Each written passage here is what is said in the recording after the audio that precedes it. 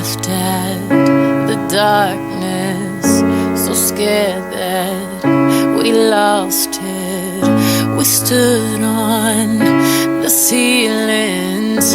You showed me love was all you needed. Heaven couldn't wait for you.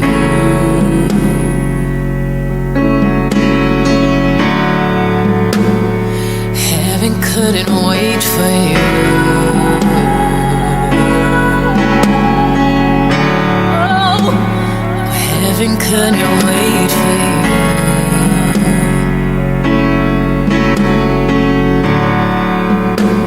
No, heaven couldn't wait for you.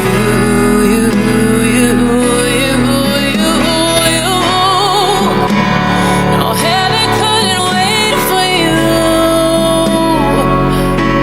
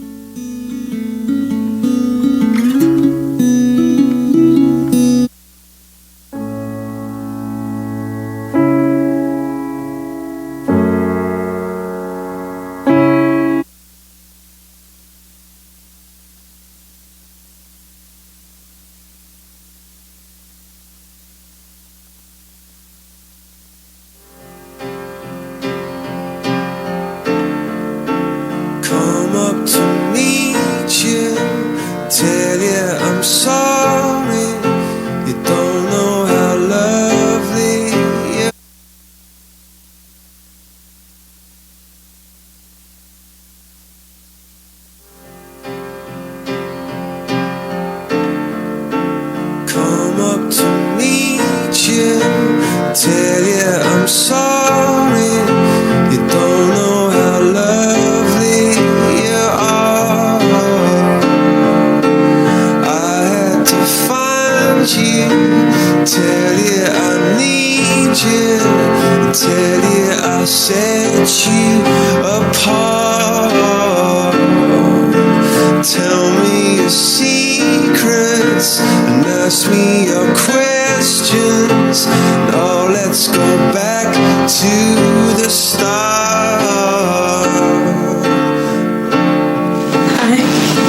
I'm literally so awkward. Like, hi.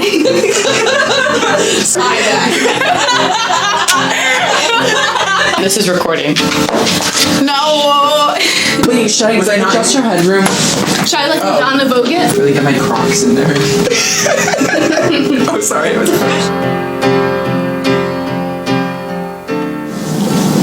Do I look at the camera? Yeah. Look at that camera. This one? Look at that. What's your favorite high school memory, and what will you miss the most? My favorite high school memory was definitely beating the seniors as juniors for battle classes, and then the following year we won as seniors again. My favorite high school memories is probably like the football games and being with all my cheer friends and just like looking at the red zone and seeing everybody so like excited about just being in high school and like being young. I really am so like I'm shaking. Everybody looking at me. No, it's fine. I think my favorite high school memory definitely. Wow, here we go again. I think my favorite high school memory definitely has to be the swim team. That team has taught me friendship, family, trust, and just like hard work and stuff.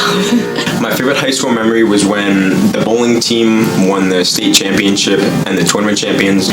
So then after we won, we got on like the bus and we got like a police escort to town hall. It was just like a nice feeling to have us as a family like we did together. It's like we couldn't do it without another person. Picture this.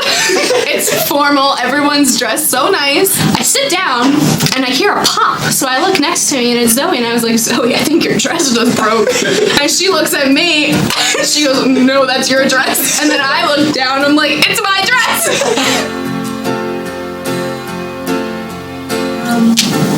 Who's one person you admire? The person I admire the most would be my mom. She works as a nurse and she works like 12 hours a night, and then she comes home and works for does college stuff in the day, and she always like has time to feed us and do everything that she has to do.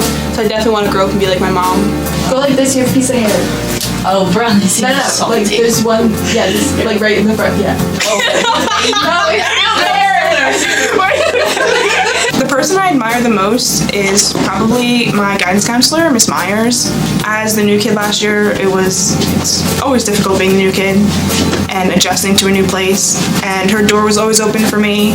When I had an issue, she would help me, whether it was just to like lend an ear. And yeah, she's just overall like a great person. No, he would say that's tough, and she would get mad. She was like, don't use that expression. Like that is not tough. That's what I say. I don't know what to tell you. That's tough. That's T-U-F-F. What? Oh my God. Yeah, he's not. No. No, she would. I really admire my mom. Go Diane. You've probably seen her on billboards, unfortunately. But and she's just she's like independent. She's very strong, and I just admire her a lot for that. Wait, what was that word? I know, now I'm not gonna be What pie? when I get shy, I can't talk clearly. Okay. The person I admire is probably my dad. He wakes up every morning with the same attitude to protect not only just his family but our town, and it inspires me a lot to help others and do what's needed. Person I admire would definitely be my mom. My mom is cool, you know, she's a savage, that's all I gotta say. I mean, love my moms. I'm a bird, you know, that's what it is. Someone I admire the most is probably Miss Williams. I met her last year when I took honors for Spanish, and I could tell like right away that like we were gonna have like a love-hate relationship, and I just hope when I'm as old as she is that I can just be Are you calling her old? Someone that I admire a lot is Mr. Beaver. He has been there for my friends and I so much. You want to come in? Mr. Beaver. I know. We love you, Mr. Beaver. Love you, Mr. Beaver. That's my top tea. We all admire him. Teacher of the year.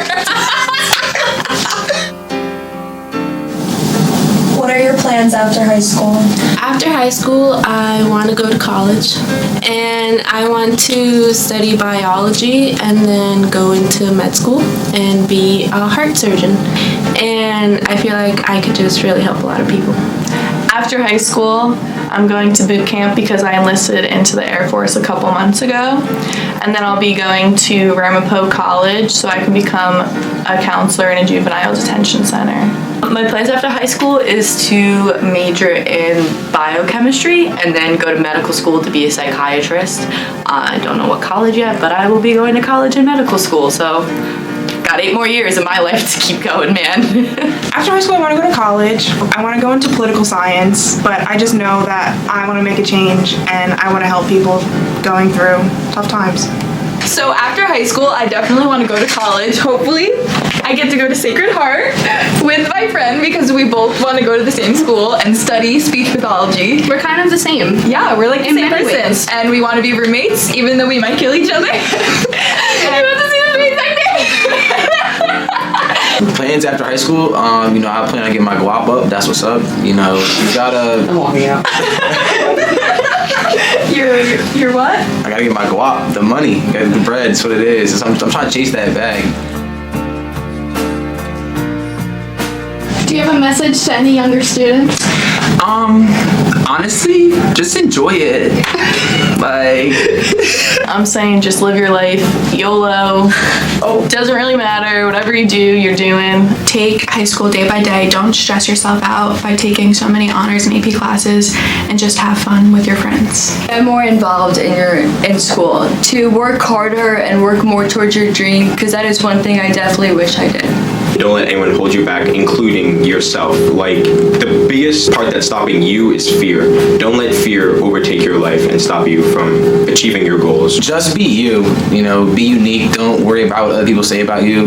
It's okay to be different, and I hope everyone knows that. A message I have to younger students is to really not worry about finding what career path. I feel like from such a young age we're told, you need to figure this out, you need to figure this out, you need to figure this out. And I know so many people who are stressed out about it. We're so young, we still have our whole lives to figure out what we want to do.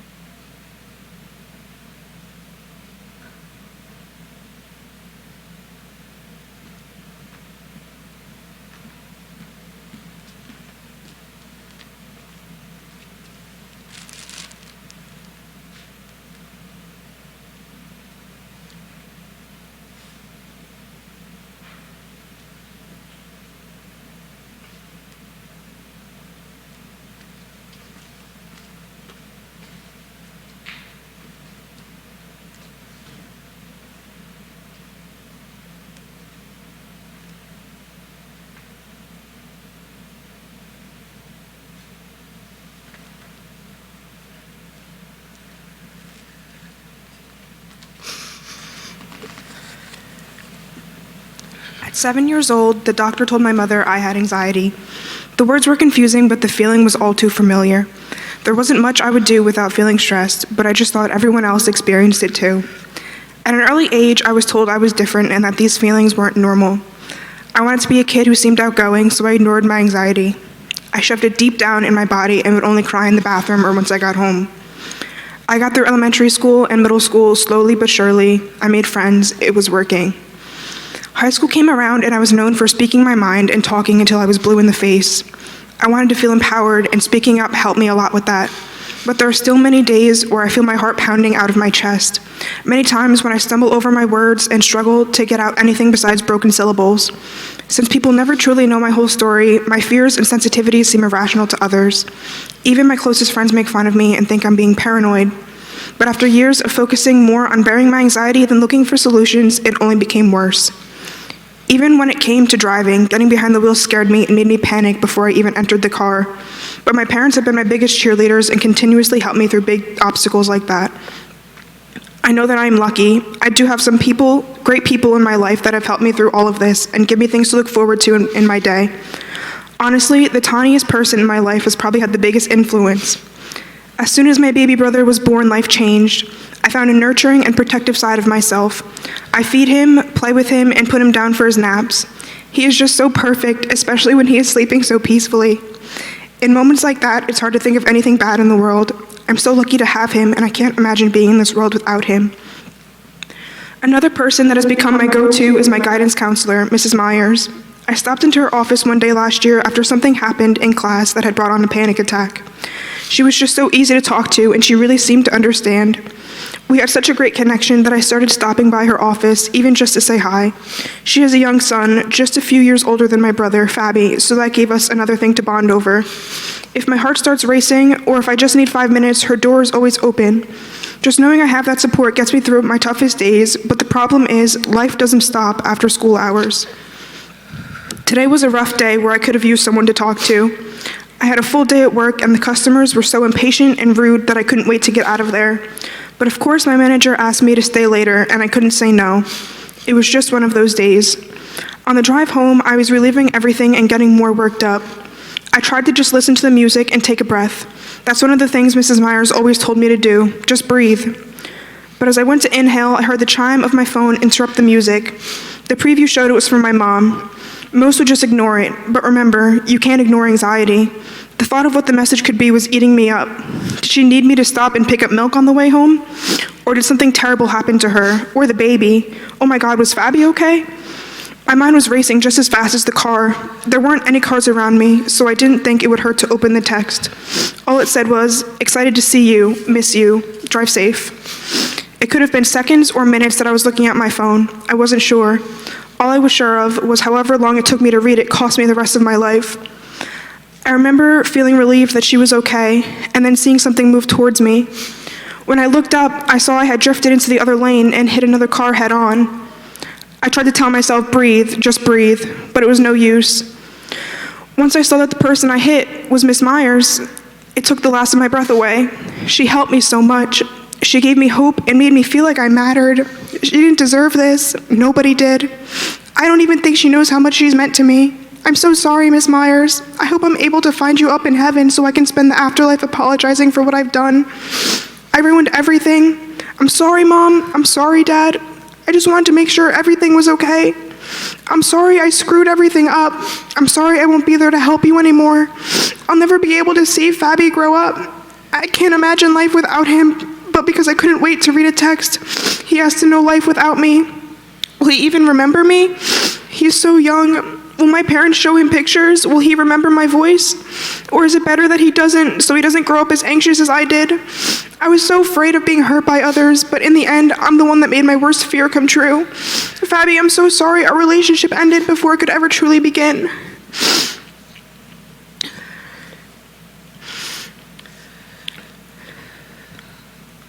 I always loved being a teacher. I knew that English class was not always on the top of many students' lists, but I wanted to create an environment where they felt comfortable and express themselves and still learn a little bit. Giving them a place they look forward to coming to, a place where they belonged. It didn't matter if they hated the stories we read, I just wanted to make sure they knew their voice would be heard. That's one of the things I loved about Rachel.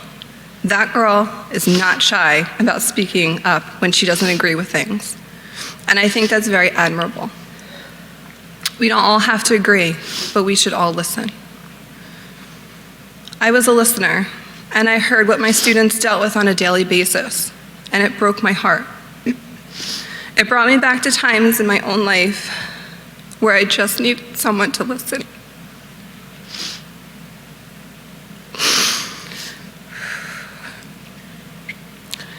And my family and friends were always there to support me.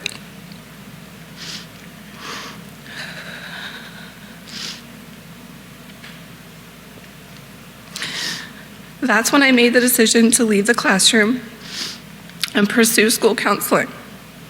Pay it forward, if you will. I saw so many students struggling with different things in their life, big or small, and I just wanted to let them know they weren't alone. Everyone comes from different backgrounds. I was lucky enough to have amazing parents that were there for me whenever I needed them. But over the years, I saw that not many kids were as fortunate as me. They didn't have that support at home, so I wanted to make sure they had it at school. I saw the good in everyone. When a kid walked through my door, it was up to them as to what impression they wanted to leave with me. I never judged a kid. Everyone deserves a fresh start. I've been in education for almost 20 years, and I have never met a bad kid. Sure, there were plenty of students that didn't make the best choices, but whenever I talked to them one-on-one, I saw their heart, and I knew they were in this world to make it better. We all need a little help along the way, and I did my best to make a difference. Besides counseling the students, I tried to help around school to make it a positive place. I was an advisor for Lighthouse, a group that posted uplifting messages around the school to brighten people's day. Most recently, I started running the Lions Closet with my good friend, Mrs. Gibson.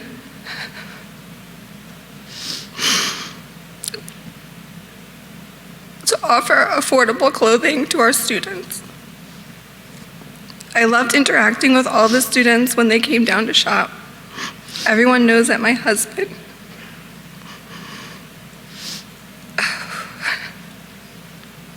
has a style of his own, but so do a lot of students here. It warmed my heart when we were able to put a smile on a student's face.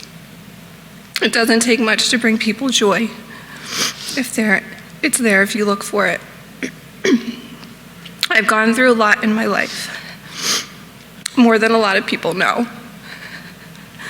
But that is one lesson I've learned. Life is precious. I do my best to enjoy every moment and connect with as many people as possible, and I felt that I did that over the years in different ways.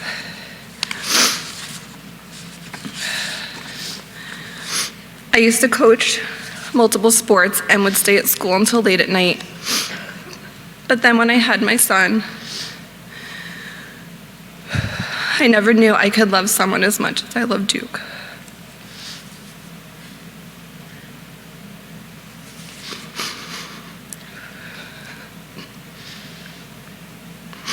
He is such a mama's boy, and pure perfection in my eyes. Sure, he has his moments, but he is such a sweet boy with a fun personality. I can't wait to see what he is going to grow up to be like. I know that I'll be so proud of him, no matter what, especially if he is anything like his daddy.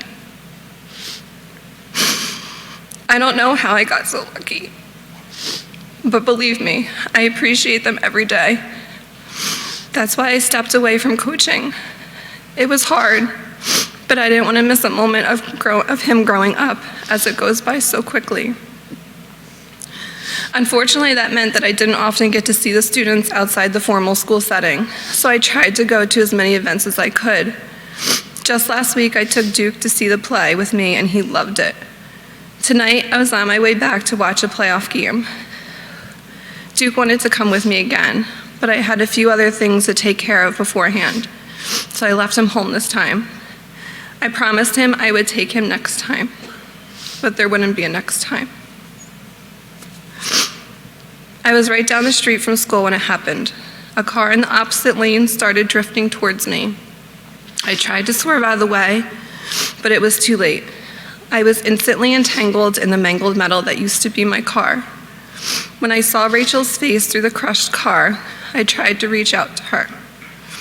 I couldn't bear to see her in that much pain, but I knew it wouldn't last long. The darkness was closing in. I tried to tell her it was okay, that I knew it was an accident. I had to say that. She was my kid, and she was dying right in front of me. I wanted to ease her pain, so forgiveness was the best thing I could offer. But the truth is, I didn't understand. I didn't understand any of this. What was so important? What couldn't wait? A text? That's what ruined my life? That's the reason I won't be able to watch my son grow up? With every word of the text, another relationship was destroyed.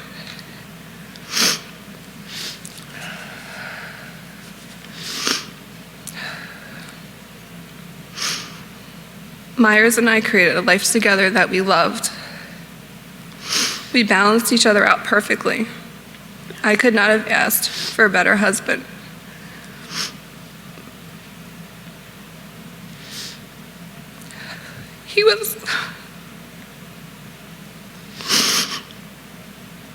He was the most understanding man I had ever met.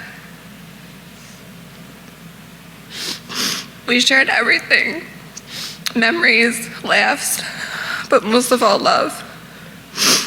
I still remember the night he proposed to me.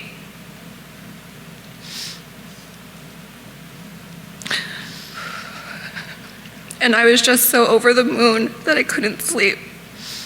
I just kept staring at my ring and thought how lucky I was to marry such an amazing soul.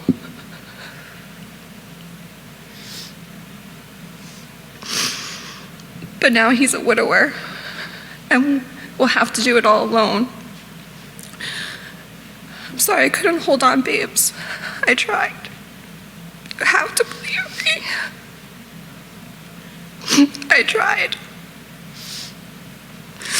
Thank you for loving me for who I am and for always seeing me for more than I thought I could be. We were supposed to be happily ever after. Not until death do us part.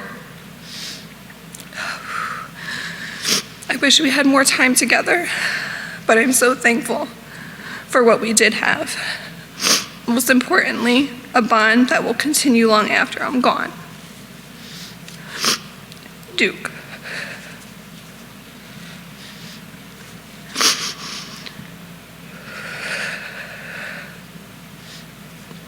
Oh my God, Duke.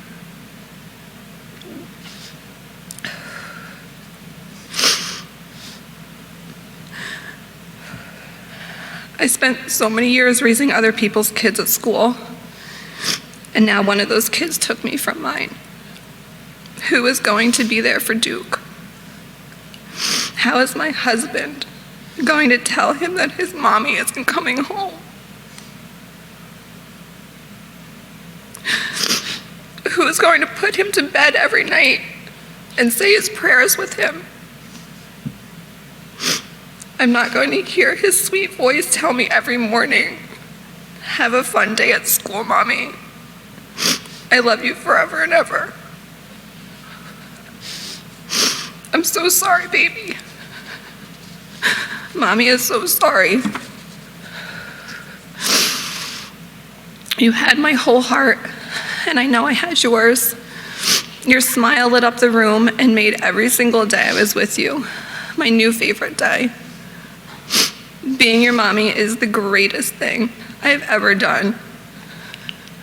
You filled my life with more love than I knew.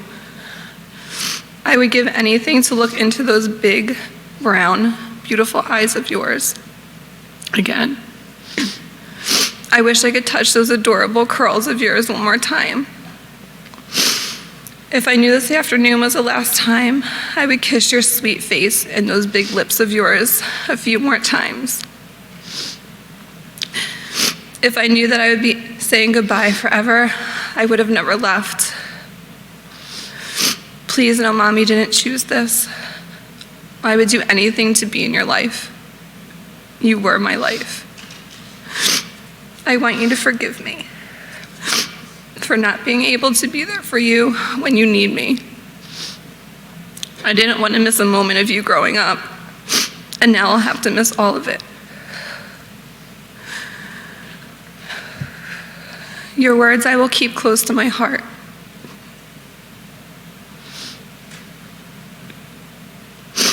I love you, Mommy. I want to tell you every day. I love you so much. Just remember, baby, I will always be your mommy. But now, I'll also be your guardian angel, looking down on you forever and ever.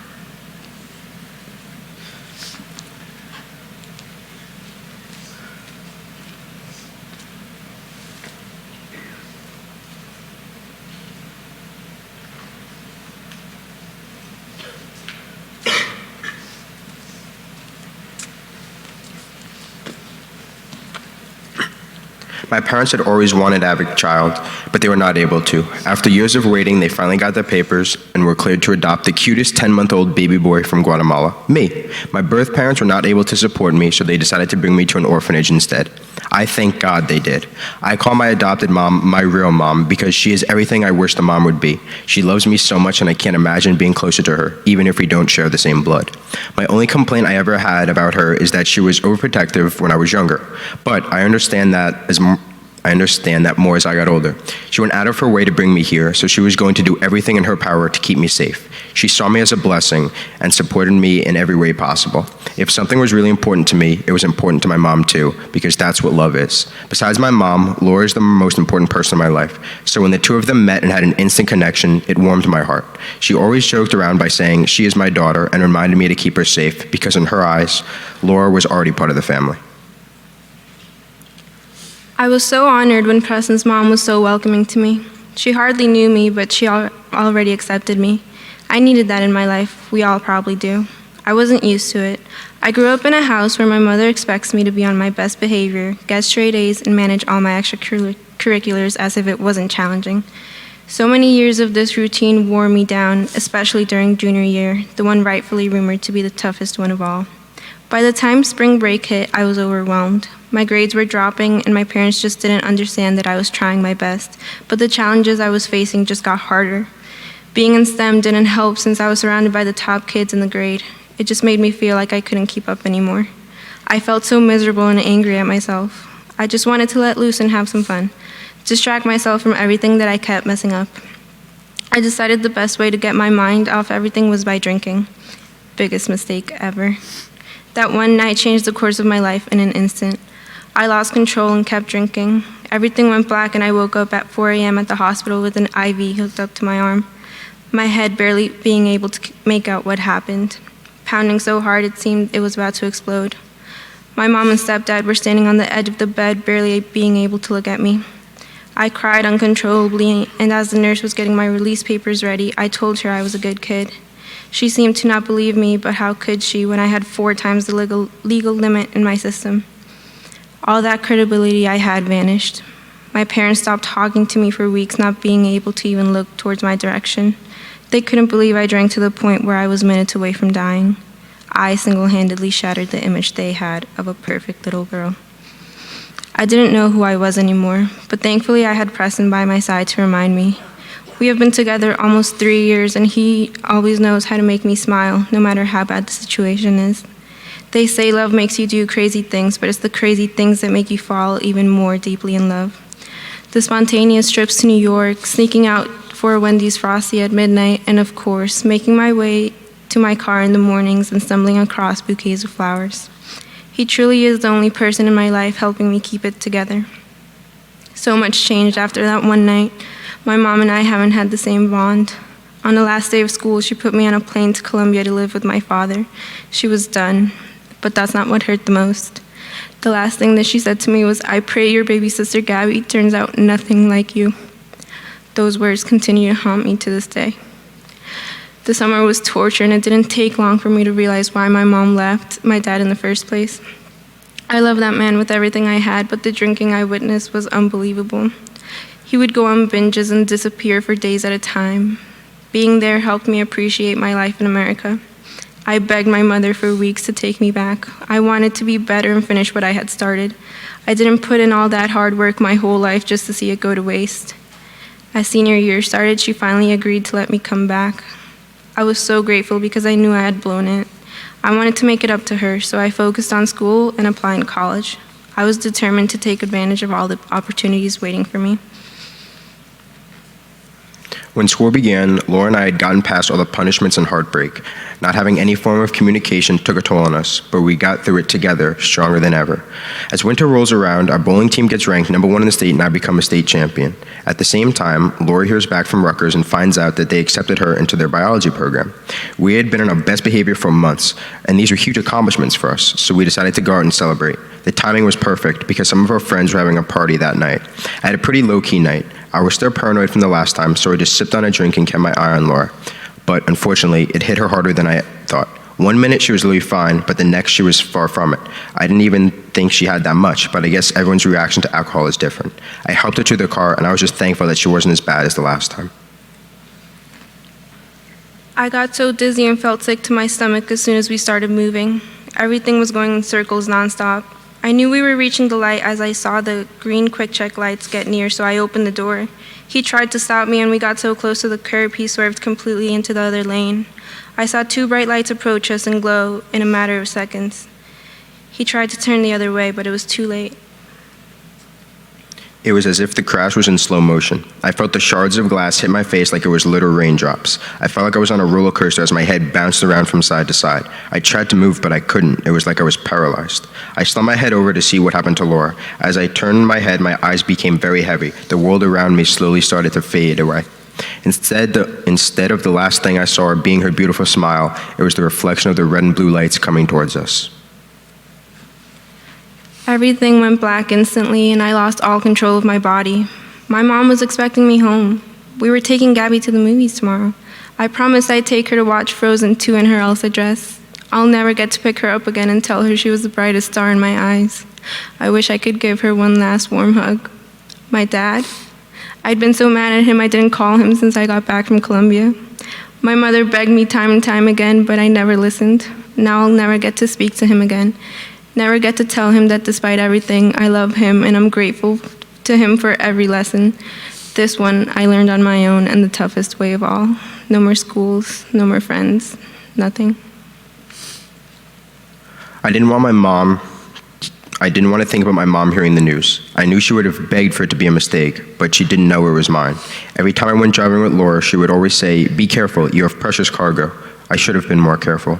How could I have been so stupid? I'm so sorry for letting you down, Mom. You chose me and gave me a home. I can never thank you enough for that. Without you, I would have never known what it was like to be part of a family. You gave me the best life and made me want to create a family of my own someday. I hoped it would have been with Laura. We had planned a future together, where we're going to live, what kind of house, even what we're going to name our kids. And now that's all gone in the blink of an eye. I'm so sorry, Laura. I'm so sorry I took that away from us. Everyone told us we were a match made in heaven, but I never expected to be up there together so soon. I love you. I dragged the love of my life with me down this horrible, empty path. I wish I could apologize and hold him in my arms one last time. He was my Romeo and I was his Juliet, and we tragically followed it to the very end. He was so full of life, putting his positive energy out into the world. I guess I can't blame God for wanting you by his side. Everyone knows me as the new kid. I moved 9 times, lived in 3 different states. It affects me, for real though. Even though few people take the time to know what I'm really about, raised on the outskirts of Chicago, I saw it all. Violence, drug dealing, you name it. Everyone in Jackson is obsessed with Wawa, but back where I'm from, we just had 7-Eleven, and that got robbed more times than I could even remember, so life's a little different here. In a way, I like having a fresh start, but there are some pieces of my story I wish people knew, like how I almost died after having my legs taken out during a basketball game. I came down and smashed my head on the court. The trauma made me have a seizure and permanent brain damage. I was in the hospital for a while and didn't know what life would be like after, but I was just thankful to be alive. A lot changed after that incident, like stopping contact sports. It was hard in the city that I was from. You weren't allowed to show emotion. It was considered a sign of weakness. I may not be in Chicago anymore, but it's still in me. That's why when I got hurt again towards the end of the track season, I couldn't be soft about it. I had given up so much in basketball that I refused to lose another thing that made me happy. I went to the doctor to get something to ease the pain. He told me I should take time to heal, but I was the only guy that made it to the final championship. So I had to rep Liberty no matter what. I thought I'd be okay after a little help from the pills, but the oxys they recommended me weren't enough. So I popped a few more and took the edge off, at least at first. But the minute they wore off, the pain became too much. So I stopped. I kept taking pills to get through my first practice, then so I could sleep. Before you knew it, I was taking them just to function. I realized it was a problem when I started seeing my moods change. But when I tried to stop using them, I felt sick. And I didn't have time for that. I was trapped. Times like these, I wish I lived in a steady place. That way my guys around me could help me through times like this. Luckily, I had Vic. She was my rock. She loved my smile and my laugh, and I didn't want to bring her down with all of this. I didn't have many people in my life, so I had to protect the ones that I do. One of the best things in my life was meeting Cam. I never really believed in fate, but he made me think we were meant to be. He moved here out of nowhere and wasn't like anyone I'd ever met before. I can't tell you what attracted me most to him. Between his crazy, outgoing personality and his exploding smile that could light up a room, something just clicked. Every week was a new adventure together. It didn't matter if we were just hanging out at his house, going on a date, or just jamming out in the car. We always had a good time being goofy together. I love that. He always wanted to make me happy, and I never met someone who can make me laugh so hard. He somehow found a way to make my worst days the best I ever had by doing something sweet just to show me he cared. But it wasn't just the little things that made me fall in love with him. It was the fact that I could trust him so easily with anything. If we were to ever need a date night, tonight would be that night. Our relationship is usually full of fun and love, but lately it's been the exact opposite. I've tried to get him to open up to me numerous times, but it causes fight after fight and makes everything worse. I think that getting a night out would definitely relieve some of the tension, and we could just enjoy each other's company. A new movie just came out, so I thought we'd grab dinner beforehand and head to the movies afterward. I didn't expect the movie to be as good as it was, but it was already pretty late, so we decided to head back to Cam's house. As we were driving, I put on our song and put my phone up for Snapchat. It's always an instant mood booster, and it felt good to see him laugh. We were both laughing right up until we screamed. A sharp pain took over my body as a seatbelt ripped into my skin, struggling to keep me in my seat. Glass flew all around me and ripped into every inch of my skin, leaving me no choice but to close my eyes and just wait for this living hell to be over. My chest smashed against the dashboard, leaving me with the cold feeling as blood dripped down onto my lap. What seemed to be forever was only a couple seconds, but finally everything stopped. We were supposed to have a nice night together. I was supposed to treat my girl to something special, but somehow everything had gone wrong. I knew the pills made me a little foggy, but I never thought it'd be this bad. I never thought that I would kill Victoria and myself. All of our memories and good times are all gone. No more late night eating pizza or random day trips. We're supposed to go to Mama together and start our lives and even a family. But I couldn't balance it all. I wanted to be a man and not show weakness, but a real man has nothing to do about how much you cry. It's about owning who you are and protecting those around you. I didn't do either of those things. She deserved better. I'm so sorry, Victoria. You are the one person who saw the real me, who loved me anyway. I hope you know how much you meant to me, how much you mean to me. I love you, Victoria. I wanted to break the cycle and be something other than just the boys back at home in Chicago. The only thing now that I'll ever be is another statistic. A ringing noise filled my head and my only thought became Cameron. I struggled to open my eyes and all I could see was Cam yelling, but everything seemed to go on mute. I just wanted to reach out and hold him and tell him it was okay, but it was like I had no control over my body. His eyes closed and I felt his breath just get slower and slower. All I could think to myself was why? Why did I have to take that video? We were having such a good time, so why did I need to make sure everyone else knew that? Why did I have to distract him? Cameron, I'm so sorry. I never meant for this to happen. I just wanted to see you happy again. I miss seeing you smile, the smile I fell in love with. I'm sorry, Cameron. I love you. Everything after that is a bit fuzzy, but somehow I found myself in a place very familiar to me, Center State. It had been the unit to visit my mom at work countless times, but it looks very different when you're the patient. I wasn't able to move or speak, but I knew everyone I loved would be here soon. My mom was working that night, so it wasn't long before I heard her screaming and running down the hallway. The hurt in her voice cut deeper than my wounds. She had always been able to kiss any pain away I had, but as hard as she tried now, there was nothing she could do. I lay there helplessly, trapped inside my own bruised up body that I hardly recognized. She asked me to squeeze her hand, and as hard as I tried, and I tried as hard as I could, but I didn't have enough strength in me. I wish she knew how hard I was pushing. I wanted to show her I was still there. I wanted her to know that all the extra blankets and reminding me how loved I am. I couldn't believe I did this to her. No parent should ever have to bury their child. What killed me the most was that she was blaming herself. She spent every minute asking the doctors to run more tests or trying to think about ways to fix it. But even though she was an amazing nurse, what I needed right now was my mom. I knew I didn't have long with her, so I wanted to soak up every second that I had. In the time I pictured all the things we were supposed to do together: prom dress shopping, dancing at my wedding, making her a grandma. I'm so sorry, Mom, I can't give you those things. But I hope I did enough in these years to make you love me anyway. Everything I am is because of you. You are my best friend and everything I hope to be. Please note there is nothing you could have done to save me. I'm the one that let you down. I'm sorry you had to see me like this. I hope you can still see me as your little girl. You'll always be my mom. I love you so much. It's okay to let me go now. I promise I'll never be far. I'll keep loving you forever with all my heart.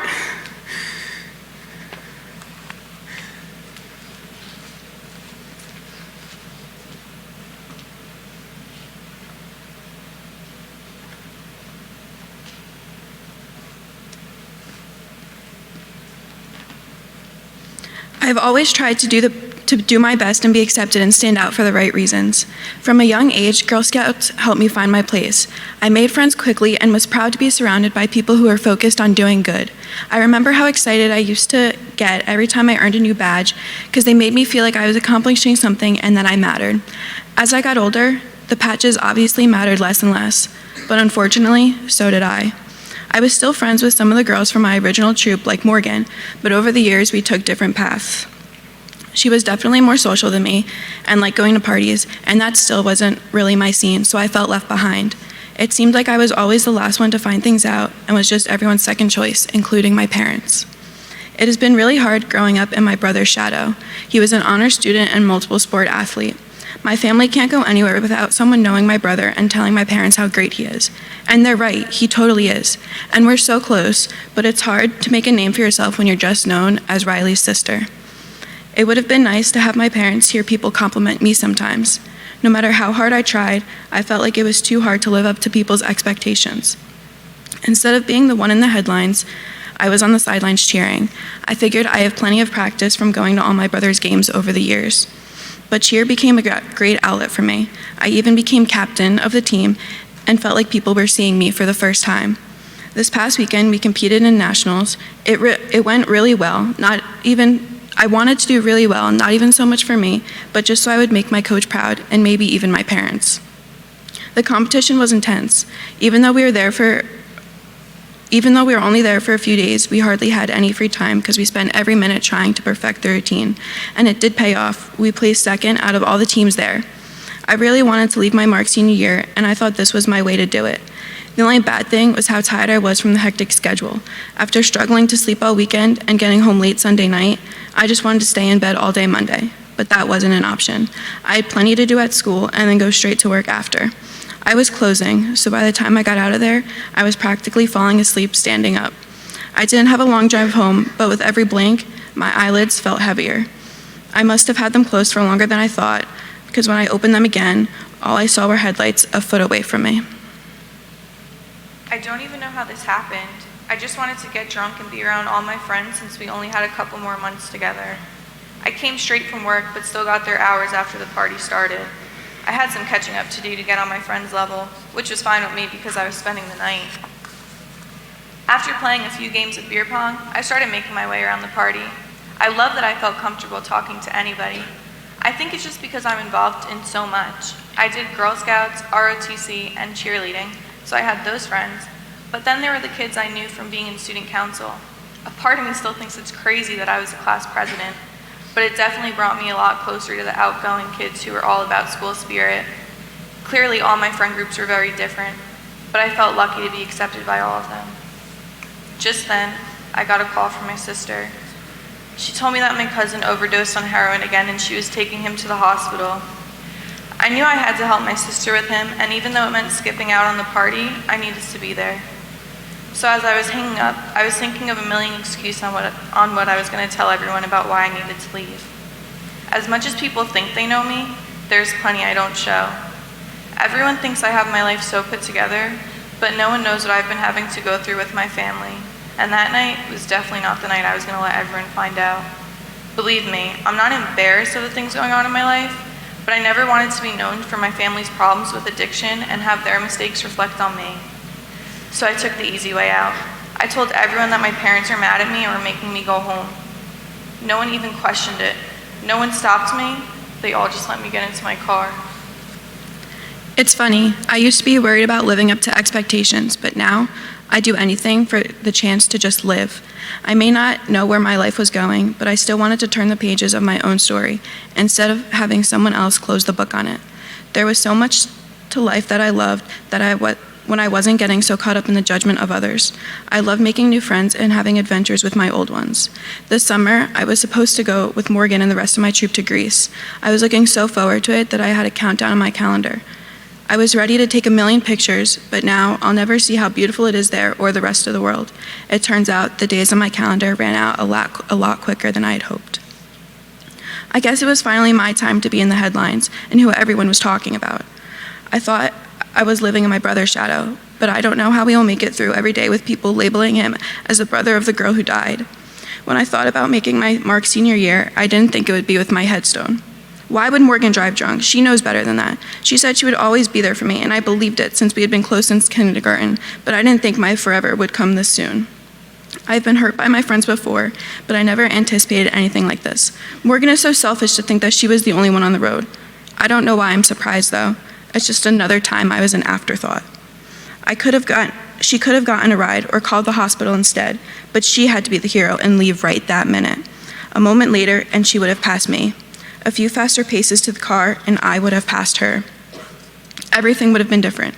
I would be waking my parents up to let them know I had made it home safely, but instead, they are being woken up by the police to let them know they just lost their little girl. Timing is everything, so please, use whatever days you have left wisely. Usually when I get drunk, I can't remember the next day. I wish it was the same with that night. But I remember every detail from her honking her horn to the EMTs working on her, right up until they zipped her up in a body bag. I was trying to help save my cousin, not kill my friend. I spent my whole life trying to do the right thing. I was a freaking Girl Scout and was going to serve in the Air Force. I tried to set an example in everything I did. I'm not saying I'm perfect, but I shouldn't be here. I'm not like these other murderers. I was a kid who made a bad choice. Why didn't any of my friends stop me from leaving? They obviously really weren't my friends after all. If they were, they would have made me stay. Kelsey would have. She was different than all my other friends. Our conversations didn't consist of what parties were coming up or how fast you could shotgun a beer. We would talk about our goals and what really matters in life. She had so much going for her, and I took it all away just because I wanted to drink that night. But it wasn't like that. People don't understand. Loving someone with addiction is complicated. This wasn't the first time my cousin was rushed to the hospital, but I had to be there in case it was his last. My whole family was sick over it. But I really couldn't stand seeing how much it was tearing up my mom. I tried to be strong enough to handle it for all of us, but in the end, alcohol was the drug that got me. My world is flipped upside down and nothing makes sense. I spend half my time wishing my mom was here and the rest of it hoping she never comes to visit. She's my favorite person in the world, but I don't even want to face her. She was the reason I wanted to become a counselor in a juvenile detention center. She always saw the good in people, but is there any good left for her to see in me anymore? It's hard to tell through her teary eyes on the other side of the glass window that we have to talk through now. I can't stand myself. I wanted to help kids like this. I wanted them to know they're worth more than their mistakes, but being on this side of the bars makes those words harder to swallow. I had everything going for me. I had my life mapped out, and now I threw it all away. No more Air Force, no more college, no more helping people. Just years behind bars alone with my regret. But I know that I will carry this burden long after I'm released from jail. My mom has worked so hard to keep me from following the rest of my family's footsteps, but here I am in a 6 by 8 foot prison cell, just like the rest of them. And now, all I can think about is how I wish it was me instead of Kelsey, 6 feet under.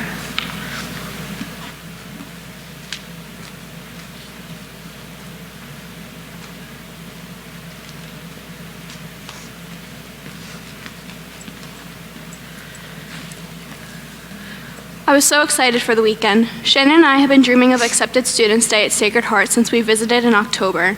We had the next 4 years planned out, and this weekend was the start of it.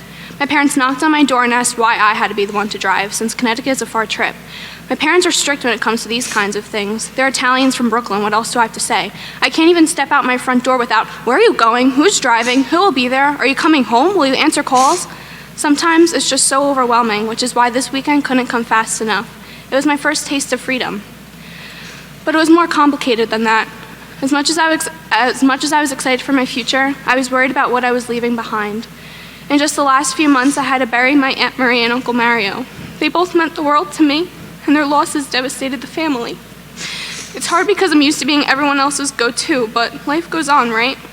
I couldn't just sit in my room crying, especially when my parents needed my help, because they're working more than ever now. I tried to help out where I could, but one of the main things they asked me to do was drive my brother back and forth to hockey. I'm not gonna lie, sometimes it was annoying to chauffeur him all over the place, but I really didn't mind that much. I was happy to help out, especially since I knew I was gonna miss it next year. I even thought about skipping the trip up to college this weekend so I wouldn't miss his tournament, but I didn't think Shannon would go without me. It's funny. I spend so much time trying to be there for other people and doing what they want me to do that I hardly stop to think what I want. So although my parents weren't thrilled with me being the driver, they knew I was gonna have to get used to it for next year anyway. So they were happy Shannon and I would be there together. Sacred Heart, here we come.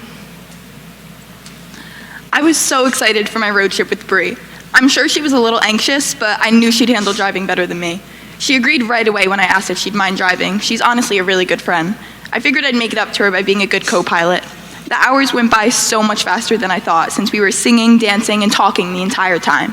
It's crazy to think that last year, Bree and I weren't really that close, but I love that now Bree was one of my best friends.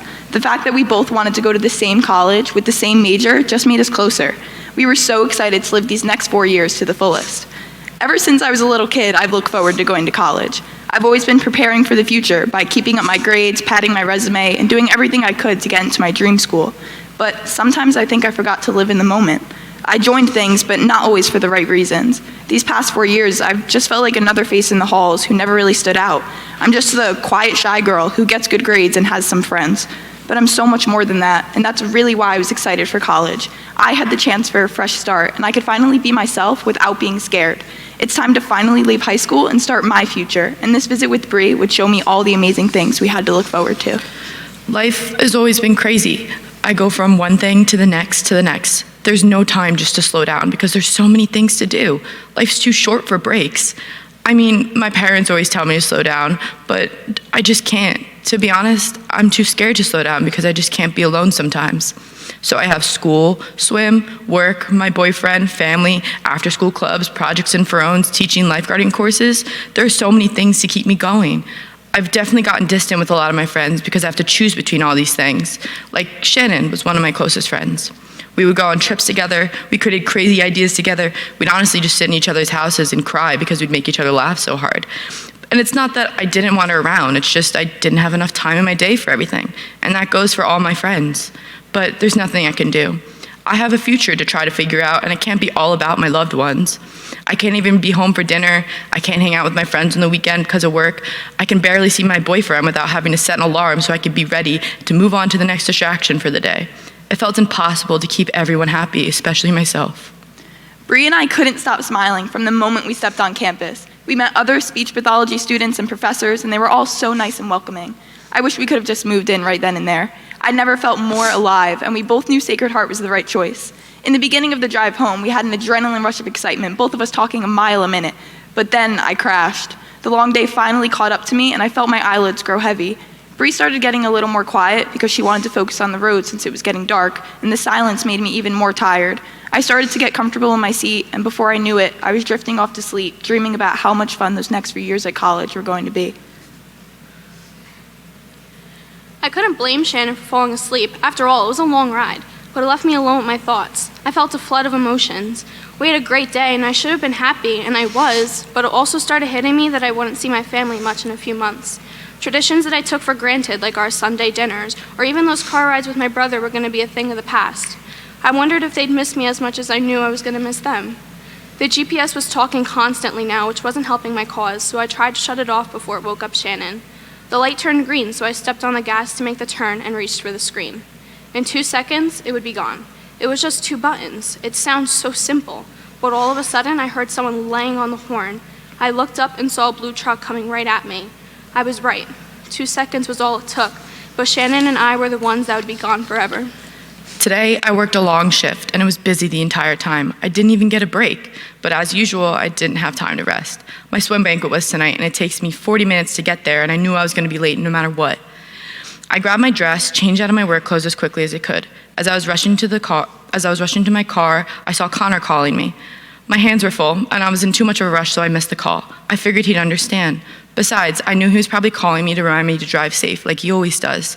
He worries because I tend to get in my own head and I think way too far into the future, so sometimes I'll speed or drive more recklessly. So he says things like, better a couple minutes late than dead.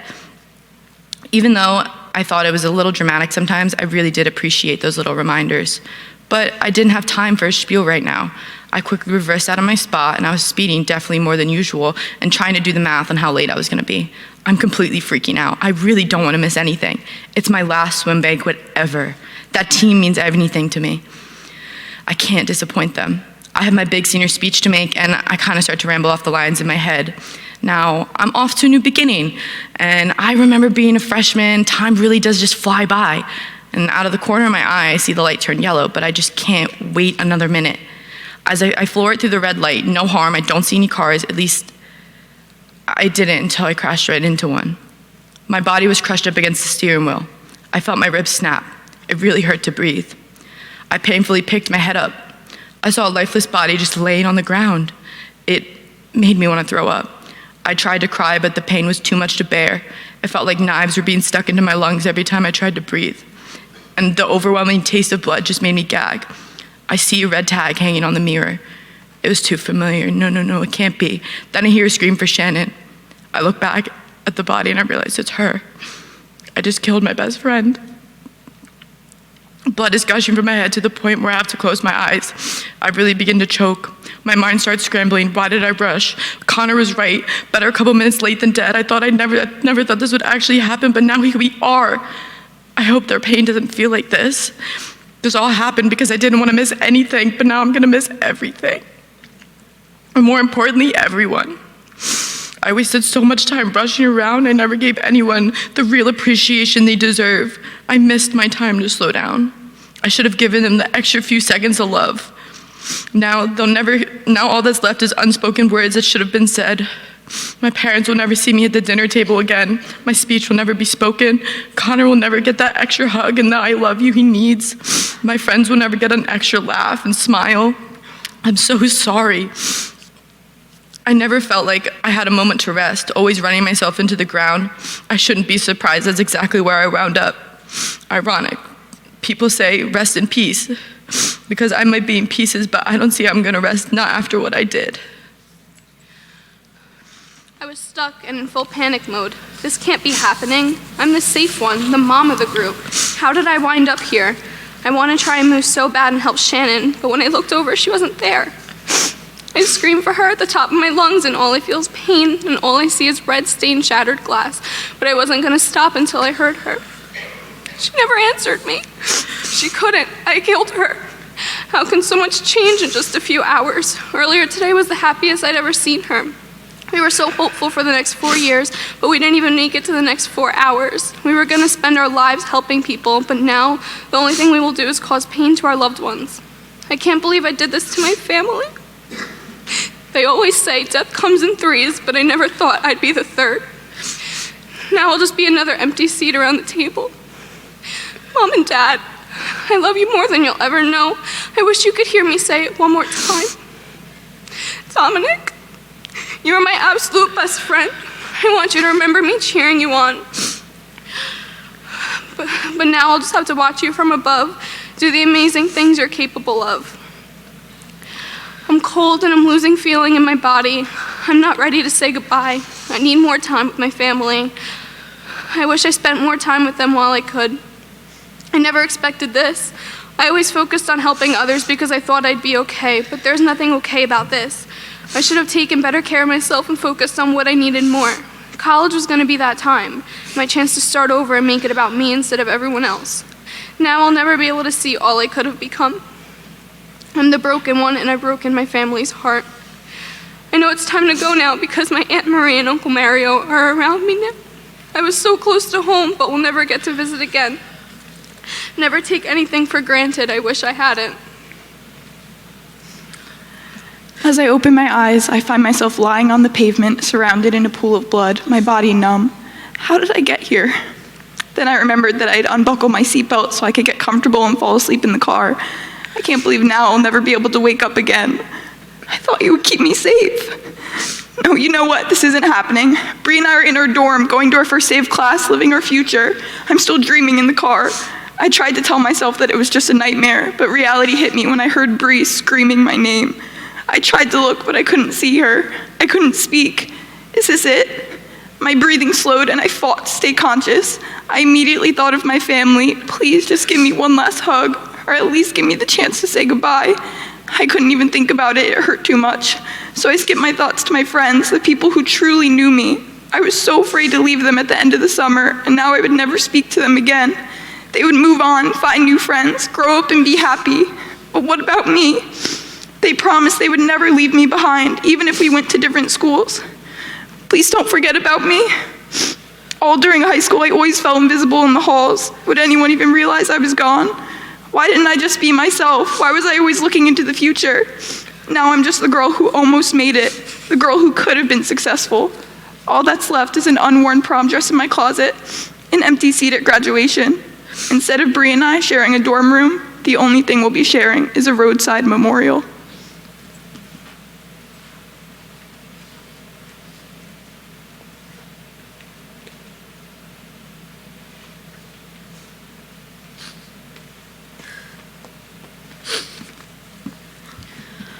Growing up, my dad was the person I looked up to the most. I'm a definite daddy's girl. He was a police officer in town and my real-life hero. Sometimes he would tell my sisters and I stories about what happened at work, but I knew he left out a lot of details, just so we wouldn't worry. But the thought that something bad could happen to him at any moment scared me to death. He acted like the job didn't get to him, but I knew it did. I could even tell the nights when he had responded to a fatal car crash, because those nights he always hugged me a little tighter. I tried to learn from his stories for both our sake, and I felt lucky to know he was out there protecting me. Then, my parents got divorced, and I felt that protective shield around me fade. The whole situation was really hard on me. He was constantly on call and in and out of the house, so my mom had custody most of the time. Don't get me wrong, they both loved me very much, but I just felt more vulnerable in the world, especially since it changed my life so drastically. Over the years, my dad and I drifted apart, but whenever I needed advice or a good laugh, I knew my dad was still there, still the one to call. I know he would have been there for me if I really needed him, but I didn't want to stress him out. I knew he was going through a lot too, so I tried to be strong and find my own way. I thought I was doing okay. My mom even remarried, so I had another father figure in my life. He could never replace my dad, but having him around reminded me how much I miss that type of relationship. But suddenly, things changed again. On the first day of my senior year, my mom told my sisters and I that she was separating from my stepdad. Divorce is never easy, no matter how old you get. I'd been through it before, so people thought I'd be used to it, but I'll never get used to a broken heart. Senior year was supposed to be the best year of your life, but that wasn't true for me. I just needed to get away from it all. I knew anything I did with my friends would help. When I think about being a senior, it still shocks me. Just yesterday, I felt like the first day of freshman year, but here I am today staring at a notice from the University of Alabama. When I opened it and saw congratulations on being accepted to the class of 2024, I was ecstatic. My mom was the first person I wanted to show. I didn't have to wait long because I literally screamed when I saw the good news, so she came to check on me. Actually, if I'm being honest, she gave more of a yell back saying, "Nikki Lynn, what are you doing to me?" What can I say? Our house can get a little loud, but to us, being loud just means we're living life with energy, so we embrace it. With a house full of girls, it's like our very own sorority, but we love it. When my mom saw the letter, she cried. Everyone sees my mom's face all over town, but that doesn't mean they see all of her. Without a doubt, she's 100% the hardest working person I know, but the greatest thing about her is how selfless she is. She has the biggest heart, and I know all my friends would agree. I know that if I even become half the mom she is, I will have succeeded in life. But that's a long way off, so even though I love my mom, I just want to spend the night partying with my friends. I expected to spend the night with Brie because she's like a sister to me, but she wasn't around tonight. It was okay though, because as soon as I texted Nicolette and told her I got in, she was so happy for me. She immediately offered to pick me up and drive me to the party. Nobody liked being DD, but we all had to do it. I was just thankful that tonight, Nicolette said she'd do it so I wouldn't have to. I couldn't wait to celebrate with her. Even though I was super stressed about what's going on with my family, I knew tonight wasn't about me. Alabama was Nikki's dream school, and I didn't want to take anything away from how excited she was. Just hearing how happy she was lifted up my mood a little, so I knew we had fun together. As I was getting ready, my mind was racing. I was so worried I wouldn't get into that school, worried I wouldn't be good enough. When I saw that letter, I realized I could finally stop stressing and relax for the first time in months. When I heard music blasting and a loud beep, I quickly screamed, "Bye, love you," to my mom and ran out the door before she even had the time to respond. When Nikki got in the car, I could see how excited she was. So I did my best to match her energy. When we got to the party, I was just happy to be out of the house.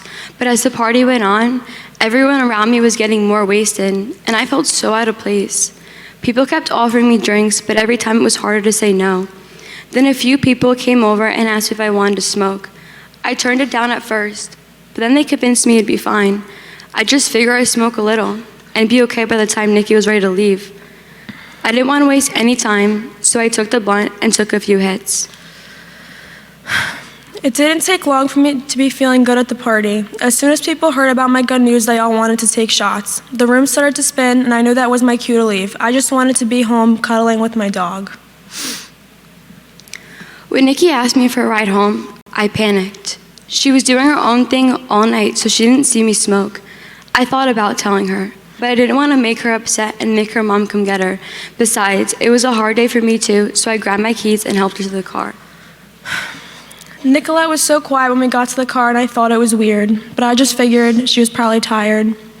Then the world started spinning again, except this time it wasn't my head, it was the car. Nicolette took a turn a little wide and tried to correct it, but pulled too hard the other way. Before I could even scream, I felt my side of the car slam right into a tree.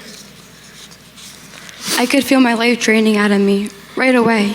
I called 911 for Nikki, but I knew they'd never get here in time for either of us. I'm so stupid. I shouldn't have driven. I made the wrong call. I should have called my dad instead of the police. But I should have done it before I got behind the wheel. He would have come to get us. I know he would have. But with everything going on at home, we hadn't seen each other in months, so I felt bad bothering him late at night. But now look what I did. I became one of the stories he used to warn us about.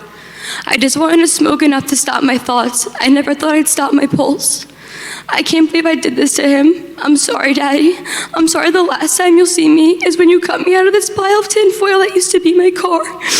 I'm sorry the last time you'll get to see me is when you identify my body. And I'm sorry I can't wrap my arms around you one more time for one of our tight hugs. Instead, the last thing I'll be wrapped around is this tree.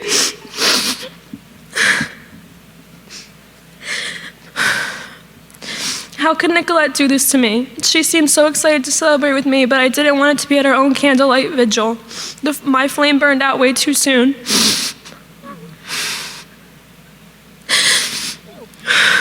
I would never grow up. I would never go to college. I would never get married or have kids, but most importantly, I would never be able to truly make my mom proud. Just like that, it was all over. Our house would be so different. The halls were always filled with so much life, but now they'd be quiet and lonely. My dog would just be at my bedroom door begging to get let in, but I don't think my mom could open it. It would be too painful. People used to say that my mom and I were fire and fire. Sometimes that made us butt heads. We looked, talked, and acted the same. I used to roll my eyes when I heard it because after the millionth time it gets old. But right now, I wish I could hear it once more because I could not think of a better compliment. I dreamed of being as successful as my mom, but life is not measured by how many clients you have or how much money is in your bank account. When I talk about the life I hope to have, it was going to be one where I kept adding friends and turned them into family, one where I spent my days smiling and laughing, and one where I made others feel as loved as my mom made me feel. We weren't the type of family that talked about the type of love we had for each other because we just knew it was there. But with my last bit of strength, I mouthed the words, "I love you, Mom." I hope she heard me.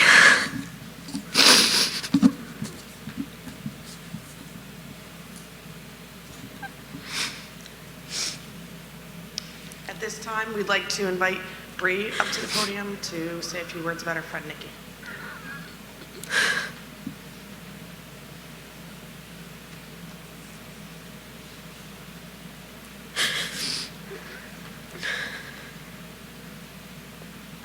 As I stand here reading this aloud to you, my heart is hurting just like everyone else's who loved you, and God knows you were loved by so many. I never in a million years thought this would be my speech to you. I'd already thought of some things I would say to you at your graduation party, your wedding, your baby shower, all the happy things in life I would celebrate with you, by your side always as your best friend. I thought we would begin new chapters together and end old ones together. Now your story has ended, and I'm not sure how mine will go on without you. Nikki Lynn was my best friend since 6th grade, so basically forever, but now forever feels too short. I do, though, have this very vivid memory of her coming up to me in kindergarten, Miss Davenport's class, with the biggest smile on her face saying, "Bree, I just got David's house phone number." She was always boy crazy. One thing I don't remember is there ever being an awkward stage to our friendship. Usually it takes a little while to get to know each other, but we were instantly inseparable. Instantly partners in crime. That's how Nikki was, though. An open book and a fireball of happiness and laughter who got along with everyone. If you knew Nikki, you know she never took life too seriously. She always looked at the glass half full, and I don't recall a time she ever doubted herself or her loved ones around her. She had such a strong personality, and we were very similar in that aspect. She would always say it how it is, but was careful not to offend. I know for both Nikki and I, we would always talk about not wanting to show weakness to anyone and to always act strong no matter what. And that's what I did when my mom got in her car accident, followed shortly by my grandfather. I thought that would be the worst thing I'd ever go through. Even though I didn't lose them, seeing them in pain was enough. But this is the worst of all. There's no hiding the pain and grief when it comes to this. But I know the kind of person you were, that you would not want me or anyone else to grieve over you or slow down life, but it is so hard losing such a truly amazing friend. If Nikki was in the same room as you, no matter how big, you would know it, not only because of how loud she was, but because of how big her smile was. Such a beautiful smile that would light up the whole room. Nikki and I have this special bond that I can never share with anyone else. I knew that from the first time we hung out at my house when she walked into my kitchen, opened up the fridge, and grabbed herself a snack. But that was okay because Nikki was instantly family. People always thought we were sisters, and we are so similar they would even ask us if we were twins, and often we went along with it. Our families would even get us mixed up. One of the funniest and most memorable moments to me is when Nikki joined my family and I on a ride to get our new puppy, just one dog. But But there was 3 puppies there, and one of them just adored Nikki, and I could see it in Nikki's eyes that there was no leaving this dog behind. And after endless calls to her mom, Diane, a little bit of crying and lots of convincing, we went on a ride to get 1 dog and came back with 3. 2 of them were mine, and 1 of them Nikki's adored puppy, Callie. Everyone in here knows how much Nikki and her family love that dog, and I'm so grateful we got to share the joy of bringing home our babies together. How could this special year end so tragically? This is our senior year. The last year for us and all of our friends to bond over new beginnings and to take in every last moment together. The worst of this is no one got to say goodbye, and I wish you could know just how missed you are going to be and how appreciated you were by every single person you had a relationship with. I think what I'm going to miss the most is the hours spent laughing together about anything and everything, or the way we could look at each other and know exactly what the other was thinking, or in the hallways walking by myself when a teacher or a friend would ask, "Where's your sidekick?" I wish I could just hug you and never let go. Every time I see sunflower, I will think of you and the joy you are sharing with all of your loved ones up in heaven, watching over us. Every time the sun is shining while the smell of salty air fills my nose and Kid Rocks all summer long is playing, I will be belting out the words to you, knowing you are singing right along with me, bathing in the sun. I will miss getting ready with you while listening to our old man music, blasting Guns N' Roses, Tom Petty, Elvis, Pearl Jam, and the fact that no matter where we were going or who we were seeing, we always needed our eyebrows on. You could be 20 minutes late to a doctor's appointment but still find the time to draw on your eyebrows. Let's not forget our planned matching Halloween costumes that we have been doing since the 7th grade, or the fact that every time I go somewhere without you, I will be missing a part of me.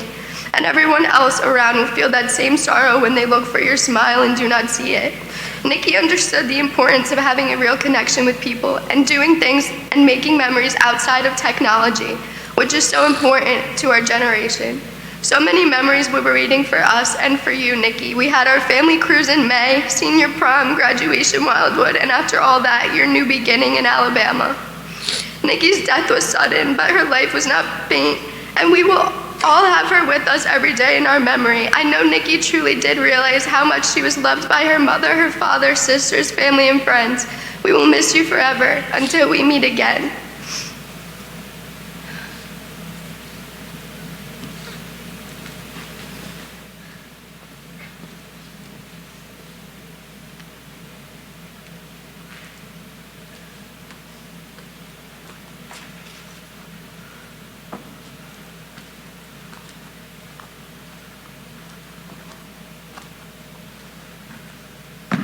Look at all these once innocent kids, ready to start their lives until they made that one mistake.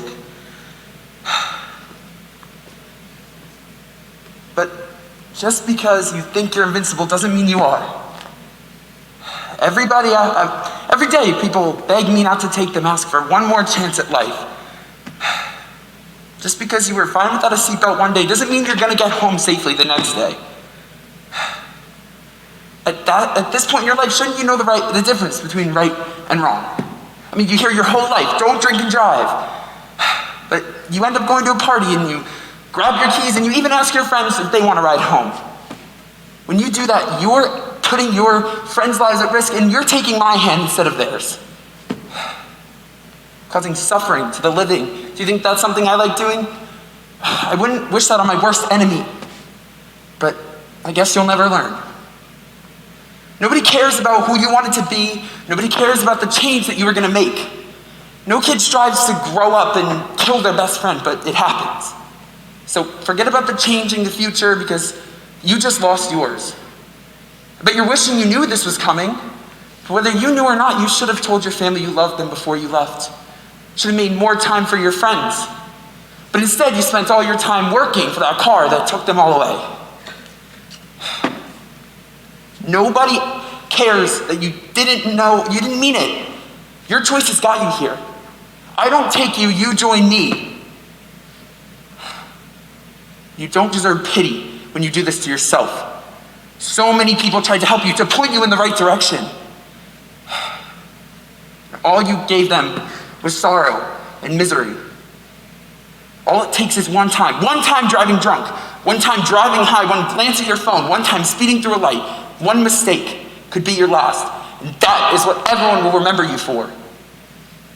If you don't want to hear this, and you just shrug it off because you don't know the people that died, just know that I'll probably be coming for you next. And if you don't think it'll happen to you, your friends, you'll let your guard down and you'll test your fate. But when you do, I'll be waiting in the shadows. So go ahead and make your last post a good one. I'll get my shovel, and I hope you get all the likes when they're looking at your tombstone.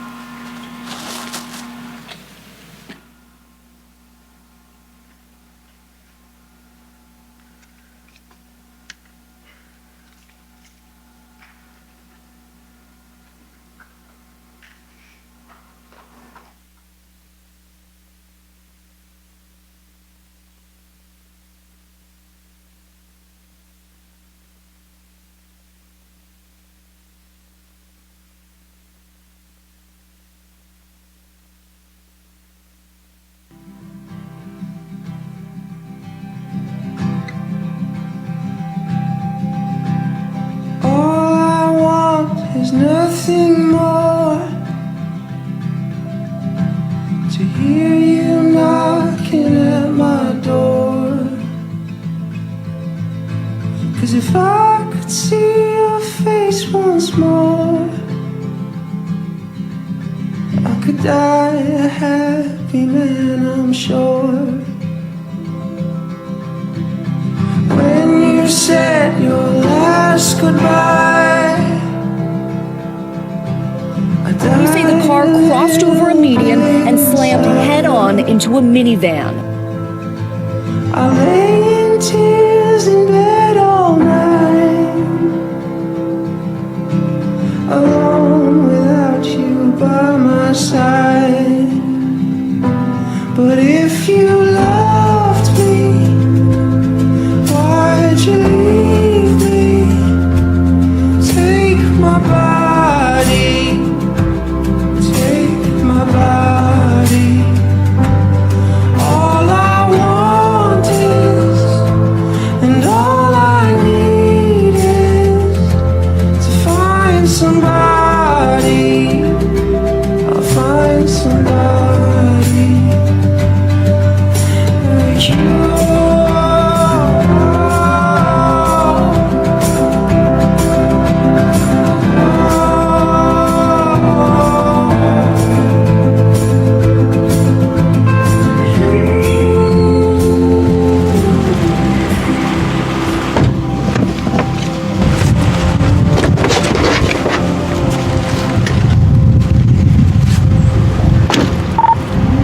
To Jackson on 3. I'm gonna have one juvenile female under arrest. We're at the headquarters, starting the war when you're ready.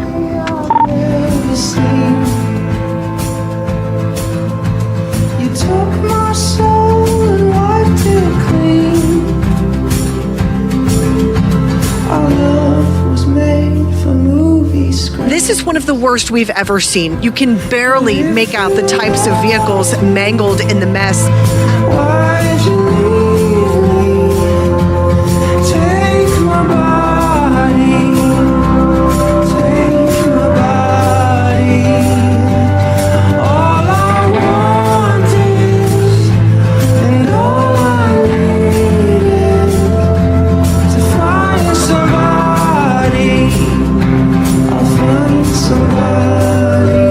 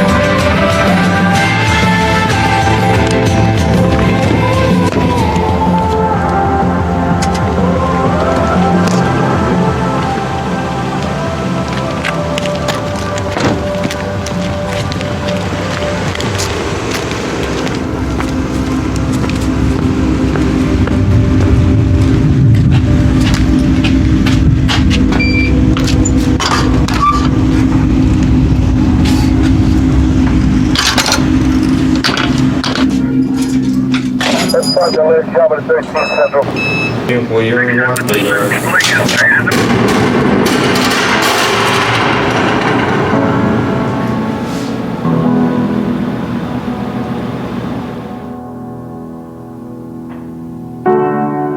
is a house built out of stone, wooden floors, walls, and window sills, tables and chairs warmed by all of the dust. This is a place where I don't feel alone.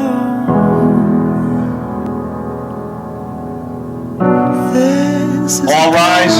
The Honorable Judge Mary P. Nelson presiding.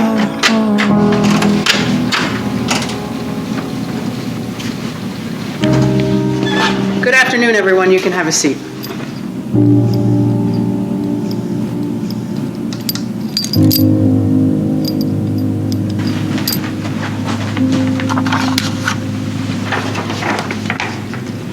Ladies and gentlemen, the jury has reached a verdict. Ms. Koopman, please stand. Ms. Koopman, you are facing one of the most serious criminal offenses in the state of New Jersey. Your actions on the evening of February 22nd and your choice to consume alcohol and operate a motor vehicle recklessly resulted in the wrongful death of an innocent human being. You have been found guilty of 1 count of first-degree vehicular homicide. You are hereby sentenced to 10 years in the New Jersey State Prison with a mandatory 85% prison term. Bailiff, you remand her to jail.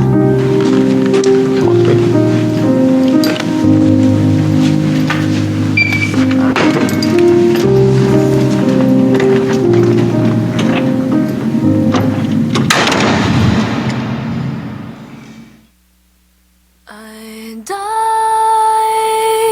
in a car crash 2 days ago. Was unrecognizable when they pulled me from the gears. No one's fault, no one's bottle, no one's teenage pride or throttle. Our innocence is all the worse for fears. The other walked away alive, arms wrapped now around his wife. My lover sits the silent eye in a hurricane of warmth and word. My mother trembles with the sobs whose absence seems absurd. My sister shouts to let her see through the cloud of crowds surrounding me. My colleagues call for silence in my name. I died in a car crash 3 months ago. They burned me till I glowed and crumbled to a fine gray sand.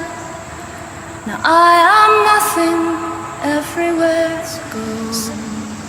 They burned me till I glowed and crumbled to a fine gray sand. Now I am nothing, everywhere. Several breaths of strangers' air, and all thoughts ever written in my hand. Tell my mom I love her. Now my dad will never walk me down the aisle. I'll miss you all. I'll never be able to laugh with my friends again. Let everyone know I'm so sorry. Now I'll never have my dream job. Now I'll never graduate high school. I'll never know who I could have become. I knew better. My life had just begun. It was just one mistake. Always be with you, Fabi. Always remember, Dookie, Mommy will be watching over you forever and ever. I'll never get to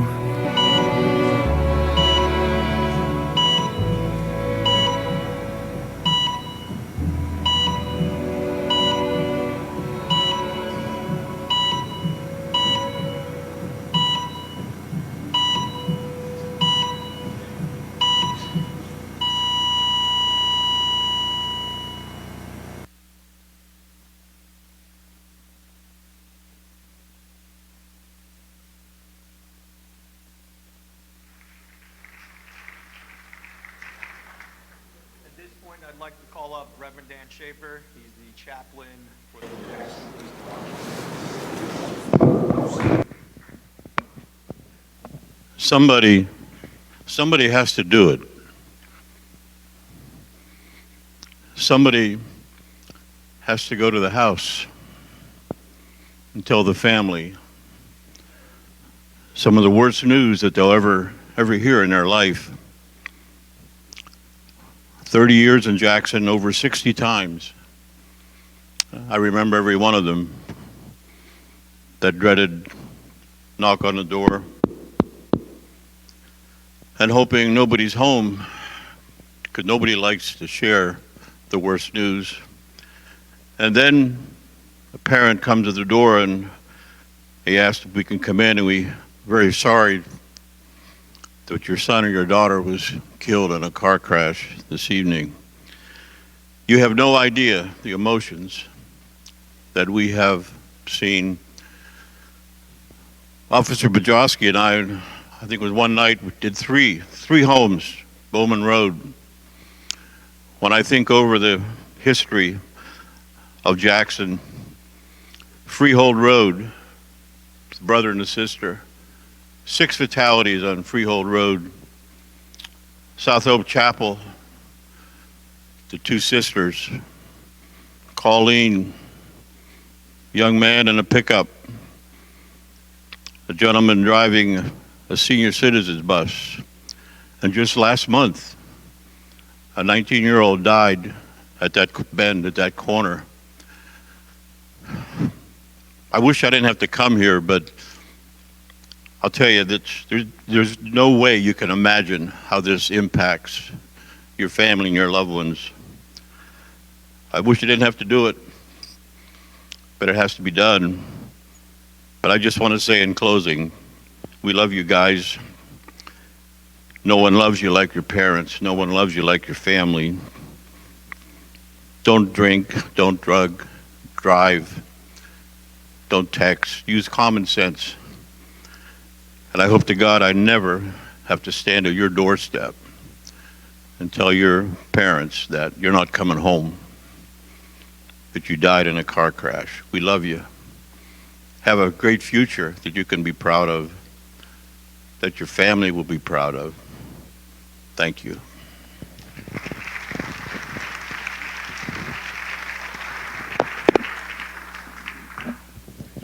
Thank you, Rev. This gets harder for me every year because I remember some of you guys when we were babies. Especially now that my daughter's 17 and she drives, this really hits home. A bunch of times I've had to knock on those doors and I couldn't imagine what it'd be like to receive that knock. I'm begging you guys, please make good decisions when it comes to driving. We are this close to getting you guys to graduate. And if you remember, my goal was in the beginning of the year to keep everybody alive so I can see you guys graduate. We're almost there.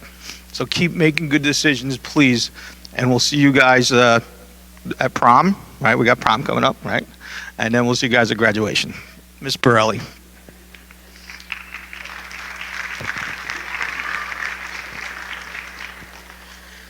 Guys, I'm not going to keep you too long. I just want to thank everybody for taking it serious this morning, and especially for those people that spoke up for these people that had to sacrifice, honestly, a week of their life and a week of their interactions with all of you. They came in and they would talk about it, and the people that looked out for them mattered. They made a difference in their day. And this assembly is not just about driving safe. Okay, it's about being there for each other and looking out for each other, whether it's at a party or, whether it's in the hallway or in a classroom.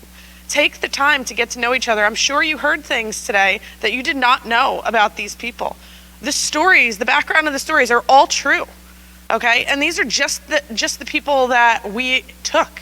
So imagine how many stories are out there. We want to have everybody get to play out their story and see all of it. All right, as hard as it was today, and it definitely was hard, and I knew what was coming, that's the thing, we don't always know what's coming. And, especially when death hits somebody close to you, or even if it's not, you wonder when it's gonna be close to you. Everybody in here matters, okay? please just take the time. Take the time to be kind to each other, to love each other. And I'm so glad that this was just a project and that this was another week that we got through safe. Thank God, right? We started to kill off about 6 people every day in the beginning of the week because that's the statistics, right? The national average is 6 teens a day. And then as the week went on, we killed off less and less. And then today, nobody. Because we hope it stops here, right? We don't want this to continue. We don't want to have to go through another funeral or mourning of any kind, all right? I'm happy to welcome them back to the land of the living. And at this point, you guys can, if you want to come down and talk to them, knock yourself out. Everybody else can go, hold on. ROTC kids? All right, if you're ROTC, hurry up down to the bus ramp. Everybody else back to third period.